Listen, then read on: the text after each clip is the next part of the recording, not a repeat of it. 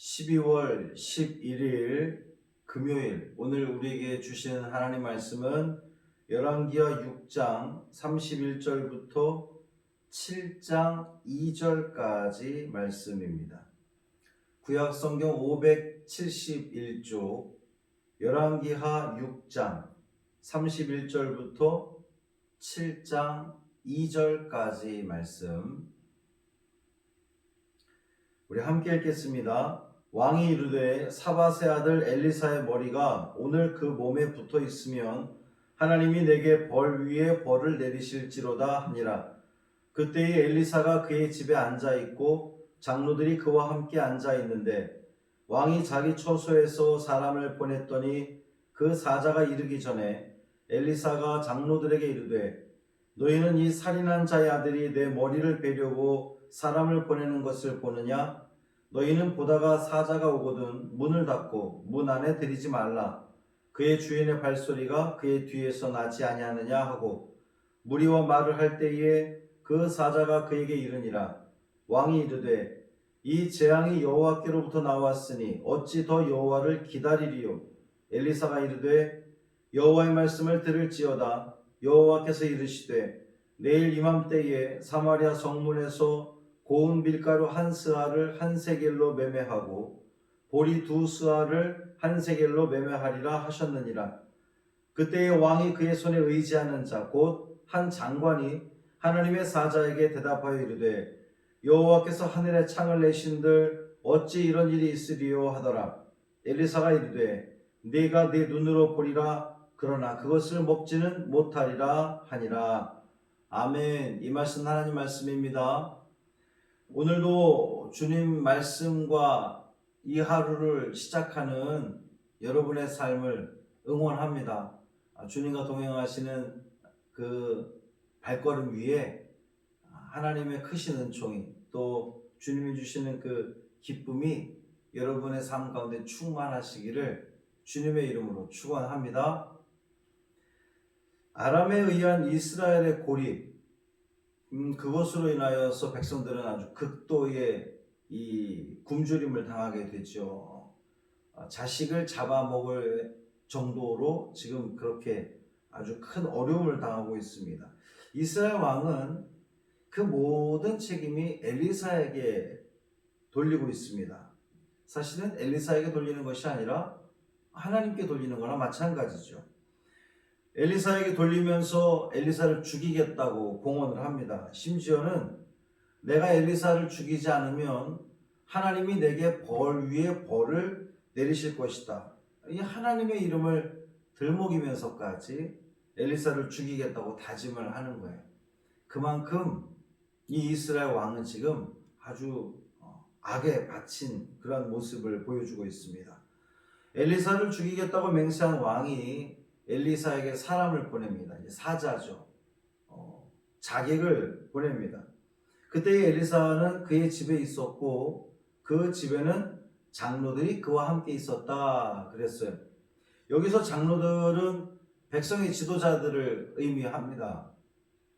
이스라엘 백성들의 이 정신적인 지주이자 원로들인 장로들이 이 국가의 위기가 닥쳤을 때에 왕과 함께 어떤 그 대책을 논의하는 것이 아니라 엘리사 앞에 찾아왔다라고 하는 것에 우리는 주목해 볼 필요가 있어요. 그만큼 왕보다 엘리사를 더 신망했다는 그런 뜻이겠죠. 또한 이 백성의 장로들은 이 그동안 엘리사가 보여준 그 이적들, 또 이 아람 군대의 눈을 멀게 하고 이제 이 모든 이적들을 통해서 이 위기를 이기게 할 수 있는 사람은 엘리사밖에 없구나. 엘리사를 통해서 또 하나님의 뜻을 알아야 되겠구나. 이제 이런 그 마음으로 엘리사 앞에 모였다고 이렇게 보여집니다. 엘리사는 왕이 자신을 죽이려고 사자를 보낸 것과 왕이 사자들의 뒤를 이어서 쫓아올 것을 미리 알고 장로들로 하여금 그들이 이제 집안에 들이지 못하도록 문을 잘 잠궈라 이렇게 지시를 하죠. 엘리사가 왕을 가리켜서 살인한 자의 아들 이제 이렇게 표현을 했는데 두 가지 의미가 있습니다. 여기서 말하는 이 왕이 여호람이라고 하는 것을 가정할 때에 이제 명확하게 여호람이라고 나오진 않지만 이 모든 정황을 보면 여호람인 것으로 여겨지는데, 여호람이 아합의 아들이거든요. 그러니까 살인한 자의 아들 맞죠? 또 다른 의미는 그만큼 이 살인한 자의 아들이라고 불릴 수 있을 만큼 이 이스라엘 왕이 패역한 왕이었음을 이제 극단적으로 표현한 그런 모습입니다.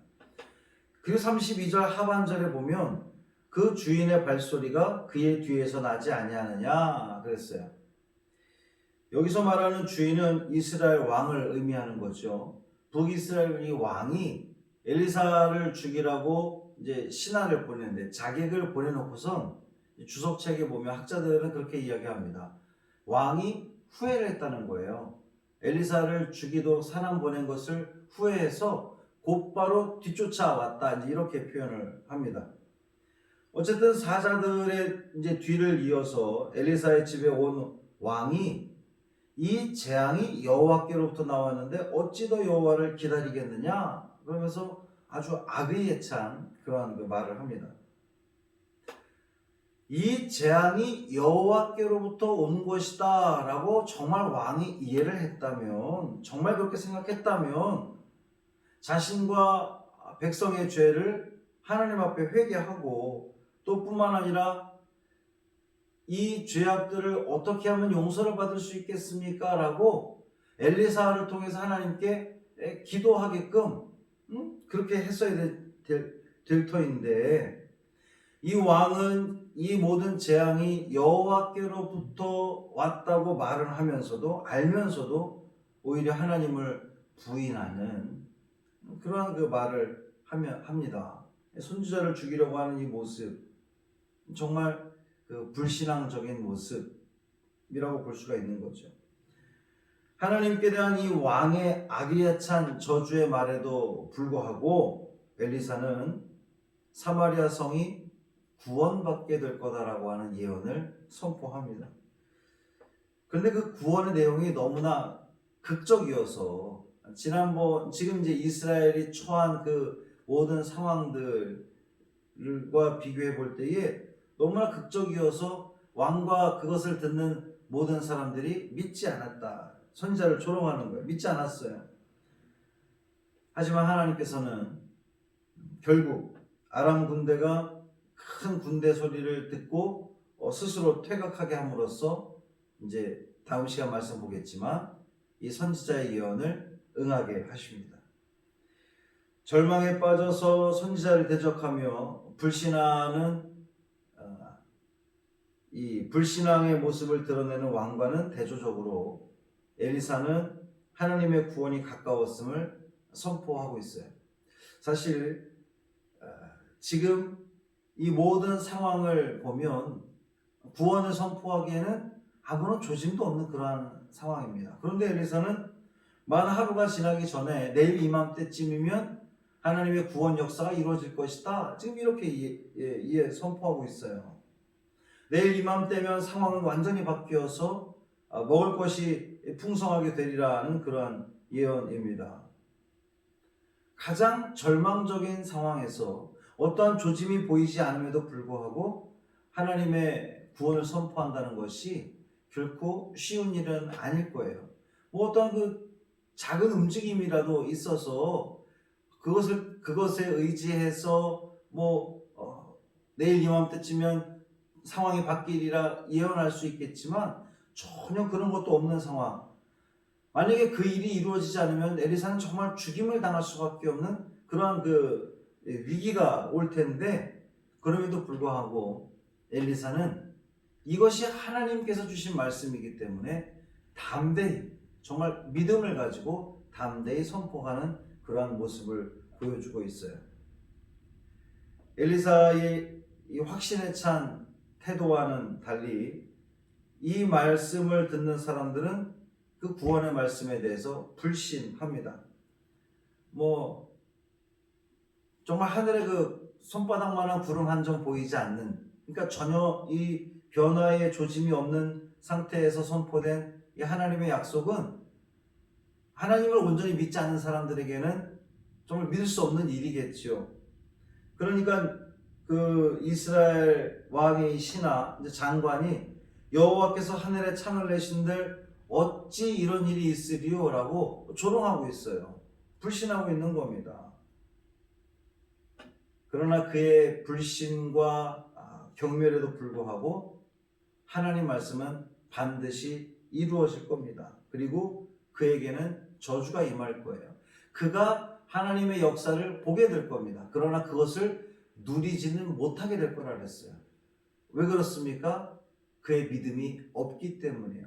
믿음이 있는 자는 하나님 말씀이 선포됐을 때에 그것을 믿는 자는 믿음대로 이루어질 겁니다. 엘리사가 하나님의 이 구원의 말씀을 선포했을 때에 그것을 비록 아무런 조짐이 없다 할지라도 아멘, 하나님의 사람이 선포한 것이니까 그렇게 될 줄 믿습니다라고 믿는 사람에게는 그 일이 이루어질 것이고 그 일을 경험하게 될 거예요. 누리게 될 겁니다. 그러나 이 사람은 그것을 보게 되지만 누리지는 못하고 죽게 될 거라고 하는 이 말씀인 거예요. 우리 하나님은 이런 하나님이십니다. 우리 하나님은 당신의 백성들이 그토록 범죄하여 이방 나라를 통해서 심판하시는 그런 하나님이시지만 그 심판이 끝이 아니라 결국 구원을 선포하는 하나님이시라는 겁니다. 이스라엘 백성들에게 구원을 베푸시는 하나님이시라는 거예요. 그럴 리 있겠냐고 불신하는 자들은 그것을 누릴 수 없습니다. 그러나 나는 비록 죄인이지만 하나님께서 그렇게 말씀하셨으니 구원을 선포하셨으니 내가 믿습니다. 그 하나님의 구원의 그 긍휼의 은혜의 말씀을 내가 믿습니다라고 하는 자들에게는 그 은혜가 이루어질 줄 믿습니다. 하나님은 그가 구원받게 될 줄 믿습니다. 그것을 믿고 받아들이는 자에게는 구원의 감격과 구원의 은혜, 또 그것을 통한 하나님을 향한 감사가 넘치는 그러한 삶을 살아가게 될 줄 믿습니다. 오늘도 구원의 주님께서 우리를 포기하지 않으시고 붙들어 주시고 이끌어 주심에 감사하며 감격하는 이 하루가 되기를 주님의 이름으로 축원합니다. 비록 나는 죄인이지만 이 죄된 나를 위해서 예수 그리스도께서 오셨고 이 강림절에 예수 그리스도께서 오셨고 그리고 그것을 정말 믿고 신뢰하는 자, 예, 아멘, 감사합니다. 그 구원이 내게 이루어질 줄 믿습니다. 내가 비록 죄인이지만 너무나 큰 죄를 지은 죄인이지만 하나님의 구원이 나에게 이루어질 줄 믿습니다라고 하는 믿음을 가지고 받아들이는 자에게는 그 구원의 은혜가 반드시 이루어질 줄 믿습니다. 이 믿음 가지고 오늘 하루도 승리하시고 저녁에 금요 기도회 영상으로 또 하나님께 영광 돌리는 여러분 모두의 삶이 되기를 주님의 이름으로 축원합니다. 할렐루야. 살아계신 아버지 하나님 고맙습니다.